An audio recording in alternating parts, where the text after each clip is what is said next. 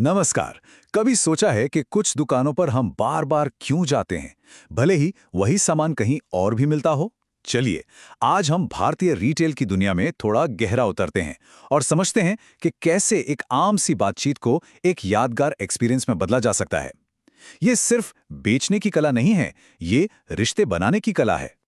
तो सवाल ये उठता है कि आखिर वो क्या चीज़ है जो एक कस्टमर को एक दुकान की तरफ खींचती है, जबकि शायद वही प्रोडक्ट दूसरी दुकान पर भी मौजूद हो। असल में इसका जवाब प्रोडक्ट में नहीं, बल्कि उस अनुभव में छुपा होता है जो कस्टमर को मिलता है। और हाँ, आज हमारा फोकस इसी पर है। तो इस बेहतरीन अनुभव को बनाने के लिए एक सिंपल सा 5 कदमों का ढांचा है।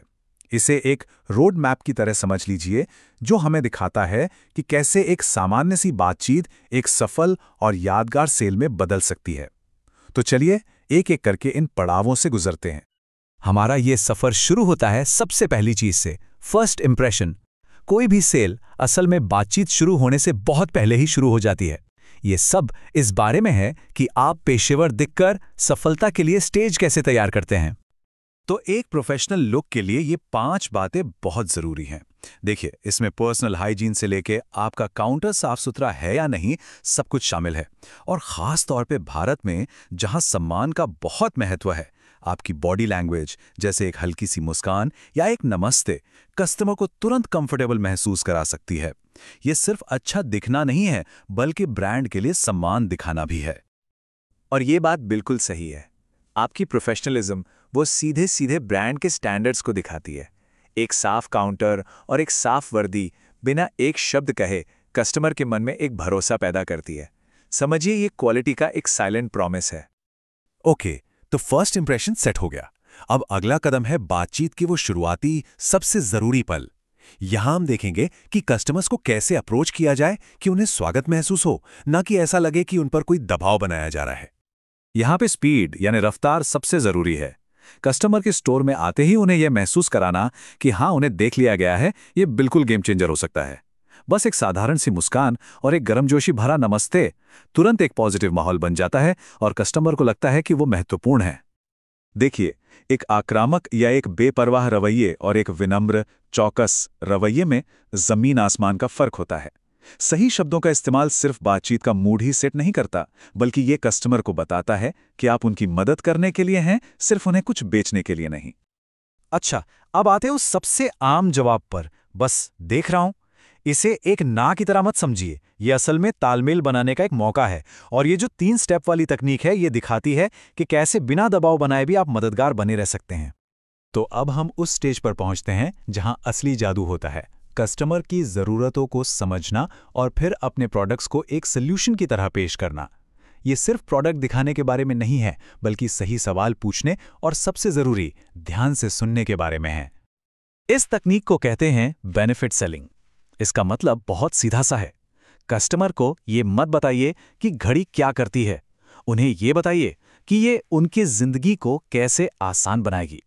ये असल में फीचर्स को पर्सनल बेनिफिट्स में बदलने की कला है। चलिए इसे भारत के एक आम से उदाहरण से समझते हैं। ये बताना कि कपड़ा स्टेन रेजिस्टेंट है, ये एक फीचर है। लेकिन ये कहना कि ये रोजाना ऑफिस के लिए बहुत अच्छा है क्योंकि इस पर चाय के दाग भी आसानी से नहीं लगेंगे, ये एक बेनिफिट है। ये बेनिफिट कस्टमर की कल्पना को छूता है और उन्हें दिखाता है कि ये प्रोडक्ट उनकी जिंदगी में कैसे फिट बैठेगा।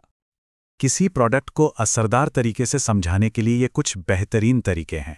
खासकर आसान भाषा का इस्तेमाल बहुत ज़रूरी है। मुश्किल टेक्निकल शब्दों से कस्टमर कंफ्यूज हो सकता है। सिंपल इंग्लिश और लोकल भाषा का मिक्स उन्हें कंफर्टेबल महसूस कराता है और वो प्रोडक्ट की असली वैल्यू समझ पाते हैं।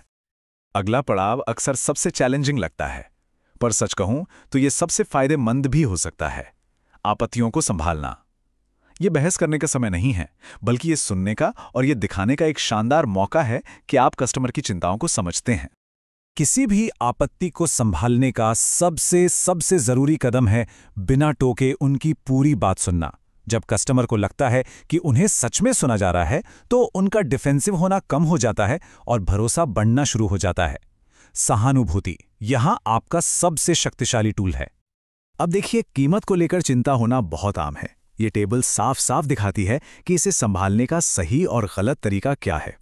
लक्ष्य बहस करना नहीं, बल्कि बातचीत को कीमत से हटाकर वैल्यू पर लाना है। जब आप लंबे समय तक चलने वाले फायदे, क्वालिटी और वारंटी पर फोकस करते हैं तो कस्टमर का नजरिया बदल सकता है। ये एक बहुत ही जरूरी सांस्कृतिक पहलू है, खासकर भारत में। यहाँ अक्सर खरीदारी के फैसले सामूहिक रूप से यानी परिवार के साथ लिए जाते हैं। इस प्रक्रिया का सम्मान करना और सभी को विनम्रता से शामिल करना भरोसा बनाने के लिए बहुत जरूरी है। और अब हम अपने सफर के आखिरी और सबसे निर्णायक चरण पर हैं, बिक्री को अंतिम रूप देना। यहाँ आपका काम कस्टमर को एक आत्मविश्वास से भरा फैसला लेने में मदद करना है, ना कि उन पर किसी तरह का दबाव डालना। तो ये कुछ साफ संकेत हैं जो बताते हैं कि एक कस्टमर खरीदने के लिए तैयार है। जब आप इन संकेतों को देखें, जैसे कि किसी आइटम को बार बार देखना या कीमत के बारे में फिर से पूछना, तो ये आपके लिए एक इशारा है कि अब धीरे धीरे बातचीत को फाइनल डिसीजन की ओर ले जाना है। यहाँ एक बहुत असरदार तकनीक काम आती है। कस्टमर को बहुत सारे ऑप्शन से कंफ्यूज करने के बजाय विकल्पों को कम करके उनके लिए आखिरी फैसला लेना आसान बना दीजिए। इससे उन्हें सही चुनाव करने में मदद मिलती है। याद रखिए, सेल बिलिंग पर खत्म नहीं होती। ये आखिरी के छोटे छोटे काम, जैसे कस्टमर को नाम से धन्यवाद देना या उन्हें फिर से आने के लिए बुलाना, एक लंबे समय तक रहने वाला पॉजिटिव असर छोड़ते हैं। ये सिर्फ एक लेन देन नहीं है, ये एक रिश्ते की शुरुआत करने के बारे में है जो उन्हें वापस लाएगा। और हम आपको इसी एक विचारोत्तेजक सवाल के साथ छोड़ जाते हैं। आज के इस डिजिटल दौर में, जहां सब कुछ एक क्लिक पर मिल जाता है, क्या एक व्यक्तिगत और यादगार मानवीय संपर्क ही वो चीज़ है जो किसी भी स्टोर को सबसे अलग और कीमती बनाती है? शायद असली प्रोडक्ट हमेशा वो नहीं होता जो शॉपिंग बैग के अंदर है। सोचने वाली बात है ना?